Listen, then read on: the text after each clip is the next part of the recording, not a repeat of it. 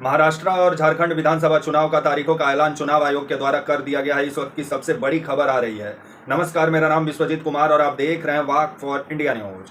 झारखंड और महाराष्ट्र विधानसभा चुनाव का तारीखों का ऐलान आज आपका 15 अक्टूबर को चुनाव आयोग के द्वारा कर दिया गया है। तो वहीं चुनाव आयोग के द्वारा जो महाराष्ट्र और झारखंड का जो तारीखों का ऐलान किया गया है, जहां महाराष्ट्र में एक चरण में वोटिंग डाले जाएंगे तो वहीं झारखंड में 2 चरण में मतदान होंगे।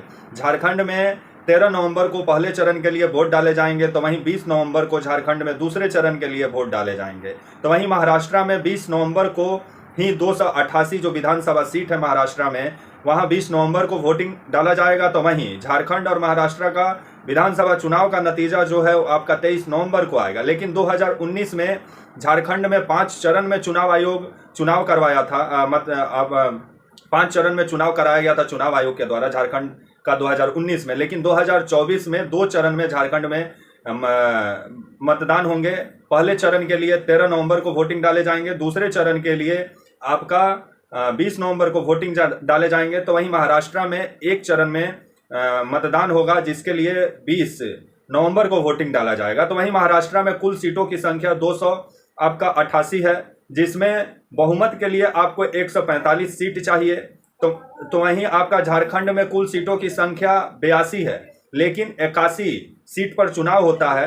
एक जो विधायक होते हैं वो मनोनीत होते हैं, लेकिन झारखंड में बहुमत के लिए 41 सीट चाहिए।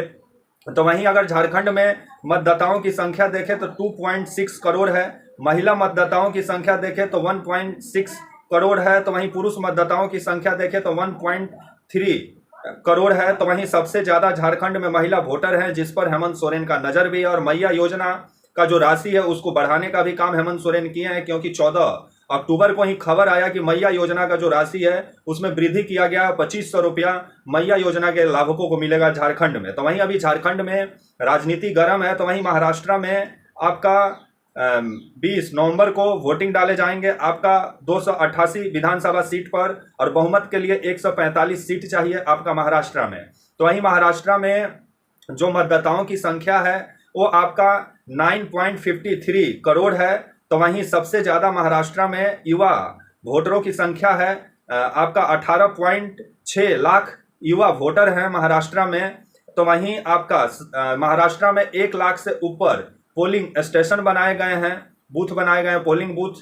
तो वहीं जिस तरह से खबर आ रहा है कि इस जो चुनाव झारखंड और महाराष्ट्र में होने वाला है, इसको लेकर के चुनाव आयोग पूरे तरीके से मुस्तैदी के साथ चुनाव कराएगा। और चुनाव आयोग का कहना है कि चुनाव के समय में मतदाताओं को किसी भी प्रकार का तकलीफ ना हो, इसका पूरा ध्यान रखा जाएगा। तो वहीं आज आपका 15 अक्टूबर को झारखंड और आपका महाराष्ट्र विधानसभा चुनाव का तारीखों का ऐलान हो गया है, जहां महाराष्ट्र में एक चरण में वोट डाले जाएंगे तो वहीं झारखंड विधानसभा चुनाव 2 चरणों में होगा, जिसमें पहले चरण के लिए आपके 13 नवंबर को वोटिंग डाले जाएंगे झारखंड में। तो वहीं आपका 20 नवंबर को दूसरे चरण के लिए और अंतिम चरण के लिए वोट डाले जाएंगे झारखंड में। तो वहीं 20 नवंबर को महाराष्ट्र में 288 विधानसभा सीट पर वोटिंग होगा, जिसका नतीजा 23 नवंबर को आएगा झारखंड और महाराष्ट्र विधानसभा चुनाव का नतीजा।